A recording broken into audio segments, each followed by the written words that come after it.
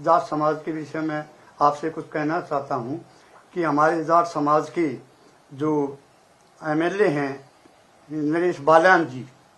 उन्होंने सुरक्षा मांगी थी, उनको धमकी दी गई थी। तो मैं आपके माध्यम से कहना चाहता हूं कि जाट समाज के अगर किसी एमएलए के खिलाफ जो कोई भी सरकार, बीजेपी के सरकार के अंदर में अगर ऐसा दुर्व्यवहार करेंगे, अगर उनकी मांगों को मानने में असमर्थ रहेंगे, तो हम जाट समाज एक ऐसा समाज है कि देश की आज़ादी में सबसे ज्यादा कुर्बानी हमारे समाज ने दी है।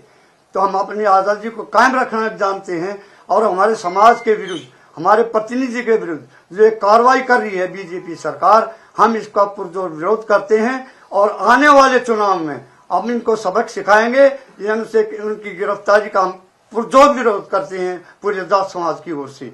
इसके अलावा मैं एक बात और कहना चाहता हूँ आपके माध्यम से कि हमारा जाट समाज एक ऐसा समाज है कि जो देश की आज़ादी के लिए, देश के लिए और अपने समाज के लिए इतना अड़ियल समाज है कि किसी हालत में पीछे नहीं रखता। हम लोकतांत्रिक ढंग से भी जानते हैं करना और ताकत से भी करना जानते हैं। अगर कोई लोकतांत्रिक ढंग से कोई हमारी बात नहीं मानता तो हम अपनी बात मनवाने के हमारे पास बहुत तरीके हैं। अब आने वाले चुनाव में अगर हमारे